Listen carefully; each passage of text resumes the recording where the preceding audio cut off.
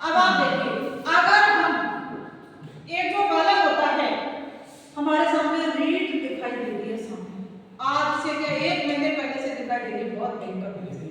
अब उसको प्राप्त करने की कोशिश हम करते हैं, ठीक है।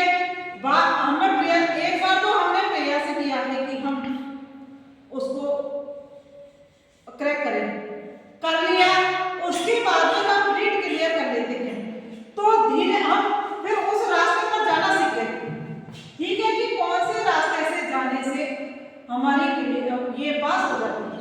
क्यों? क्योंकि हम पढ़ते हैं ना, जब दो चीजें हमारे सामने होती है, तो हम बिना ब्रेक के घूमते हैं कि कहीं भी हमारी एक्सीडेंट हो सकता है, फेल हो सकते हैं, समझे? क्यों? क्योंकि हम रास्ते पर नहीं जा रहे किसी। एक जो रास्ता है वो सीधा है, हम जब रास्ते पर जा रहे हैं तो जो सीधे रास्ते पर हम जाना सीख जाते हैं यहाँ से। जैसे बिल्ली ने गेट खोलना सीखा कि हम प्रयास करते रहे, सामने हमें दिखाई दिया, उद्दीपक के रूप में हमारी जो एग्जाम है वो दिखाई दी, और हम बार बार प्रयास करने के पश्चात हमने सफलता प्राप्त करी, ठीक है। और एक बार सफलता प्राप्त करने के बाद में क्योंकि हम सीख गए, तो हम उन्हें 3rd ग्रेड का प्रयास करेंगे, 3rd ग्रेड में हम पास होकर के मास्टर बन गए, ठीक है। अब मास्टर बनने के पश्चात फिर हम उन्हें लेक्चरर बनने की कोशिश करते हैं। क्यों करते हैं? क्योंकि हमें एग्जाम पास करना आ गया। जैसे बिल्ली ने गेट खोलना चाहे गलती से सीखी, चाहे हमारा गलती से 3rd ग्रेड में सिलेक्शन हुआ, लेकिन हो गया। अब जब एक बार हो गया तो हमें रास्ता दिखाई दे गया, इसलिए हम उन्हें 3rd ग्रेड बनने के बाद में 2nd ग्रेड या लेक्चरर बनने की कोशिश करते हैं। तो बार बार प्रयास करने पर हम पुणे 1st ग्रेड में सिलेक्शन ले लेते हैं। क्यों लेते? और आसानी से ले लेते हैं। क्यों ले लेते हैं? क्योंकि हमने जो प्रयास किए थे, पहले तो हमने गलती से पास करना सीखा, ठीक है। गलती से पास करने के बाद हम 3rd ग्रेड में लग गए, लेकिन हमें रास्ता मिल गया कि कौन सी किताब पढ़नी है, कहाँ से पढ़नी है, कितना पढ़ना है, ये सारी चीजें हम सीख गए, और सीखने के पश्चात हम फिर 1st ग्रेड में सिलेक्शन।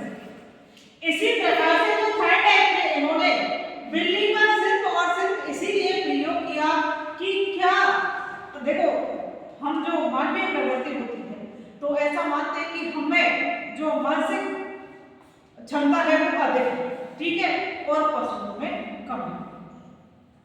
ये साइकोलॉजी के अनुसार मैं आपको बता रही हूँ कि ऐसा माना जाता है, जब हमें क्षमताएं अधिक है तो फिर हम सीखते भी जल्दी हैं। तो थाईलैंड ने कहा कि जब बिल्ली इतनी जल्दी से गेट को खोलना सीख जाती है और भोजन की प्राप्ति कर लेती है, तो क्या जो बालक है वो किसी भी कार्य को नहीं कर सकता? कर सकता है, लेकिन कब? जब हम बार बार प्रयास करते हैं, तब जब हम किसी भी प्रकार की सफलता प्राप्त कर सकते हैं। 3rd एक्ट ने ऐसा कहा।